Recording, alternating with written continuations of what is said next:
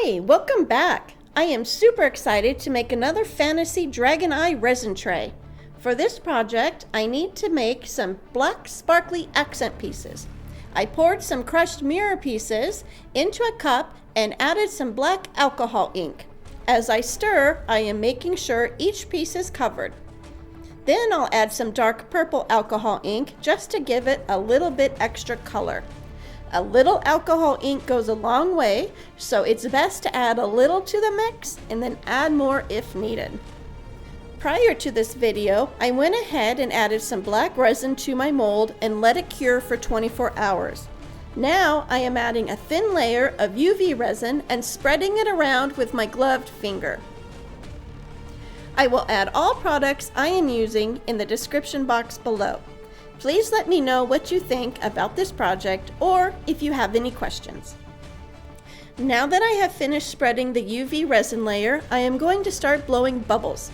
I mix some liquid dishwashing soap into a little bit of water and I start blowing bubbles with a straw until it overflows the cup. Then I lay the bubbles on top of the UV layer of resin and I put my UV lamp right on top to cure the resin. I will take turns curing each side of the resin tray for 4 minutes, since it is larger than my lamp. Once the resin has cured, I will start cleaning the top of the tray. It is important that all of the water and soap have been cleaned off as best as possible. I am loving the texture that this technique has created.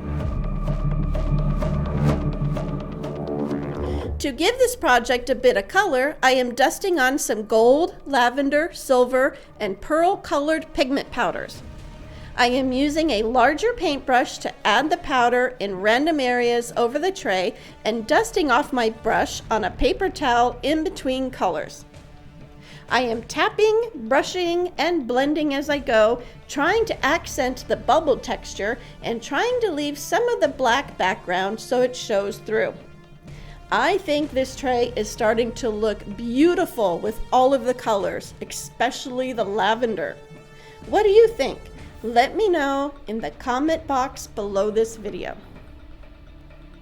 Since I am using a lot of pigment powder, I wanted to try turning the tray over and tap the excess off. You can see the resin pulling from the mold as I turn it over. Yikes! I wish I did not do that now. Now it is time to place my large dragon eye that I purchased at my local Michael's Arts and Crafts store in the googly eye section. I will use a small amount of resin as the glue to hold it in place.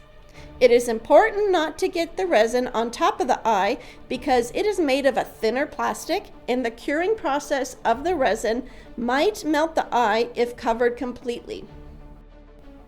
Now that the eye is in place, I will add some resin to my crushed mirror mix and start adding it to the sides of the eye. I am using a large wood stir stick to scoop and place the mix around the eye.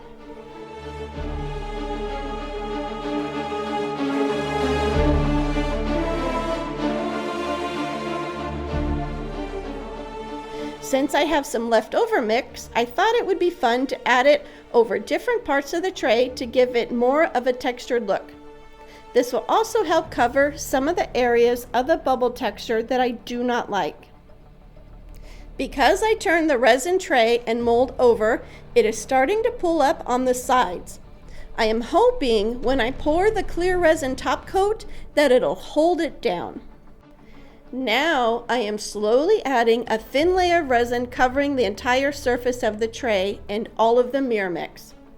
I am also adding a little more resin on the sides of the tray to help fill in the gap underneath to help secure it to the mold again. I can see the black alcohol ink from the mirror mix start to blend with the clear resin. This is giving a really cool effect.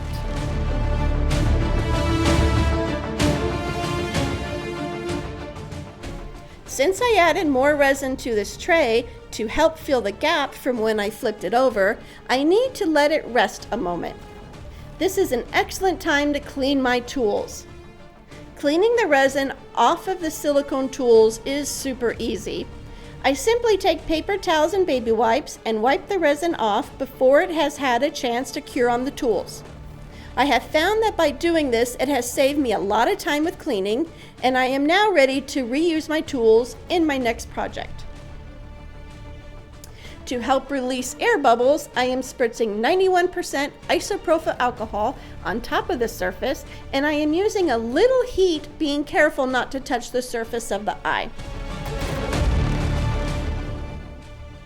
I am placing my resin bottles on the side of the tray that is giving me a little bit of a problem.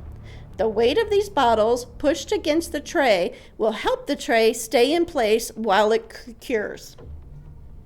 I will cover my project and let it cure for 24 hours. Now it is time for the fun part, the demolding of my project. This mold is very simple to demold, and I do have a little cleanup work to do on the edges, but that is okay. This project turned out amazing. I love how the black alcohol ink blended with the clear resin and how the pigment powder is blended as well. What do you think about this project? Please let me know in the comment box below. Thank you for creating this project with me, and I'll see you in the next video.